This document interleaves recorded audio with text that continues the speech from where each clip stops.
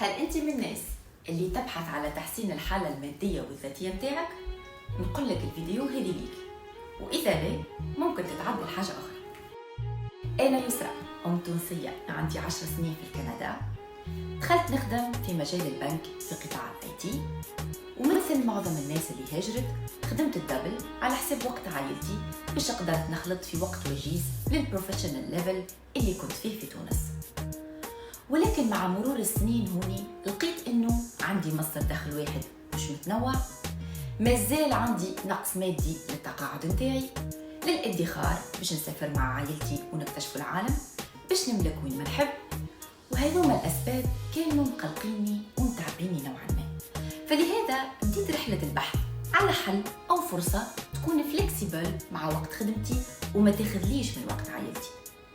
جربت النتورك ماركتينج، جربت البيع اونلاين على امازون، ولكن ما لقيتش المردود اللي نبحث عليه.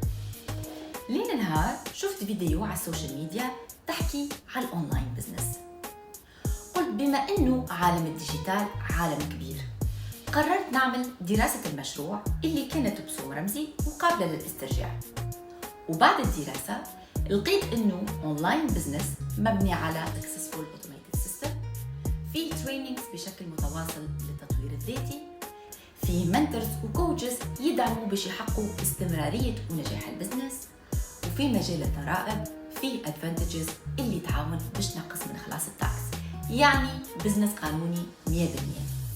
وبالفعل الحل هذا كان نقطة تحول لحياتي وحياة عائلتي، لأنه أولاً نوع لي مصدر دخلي، علمني إني نقدر نحول الوقت اللي نعدي فيه على السوشيال ميديا لمصدر دخل زائد، يوفر لي الحرية في المستقبل باش نخدم في أي مكان وأي زمان أنا نختاره، يطور لي ذاتي بصفة متواصلة، ويخليني ديما surrounded بناس تدفعني باش نتحسن ونتطور كل يوم.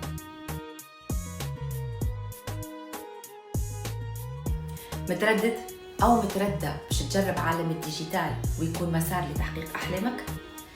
أنا كنت كيفك في نفس المكان اللي أنت فيه، ولكن وقت اللي خديت الخطوة وعملت دراسة المشروع شفت إنه باش يحقق لي أهدافي. فلهذا نقول لك ما تترددش، وما دامك قعدت آخر الفيديو تستحق إنك تمنح لروحك الفرصة هذه.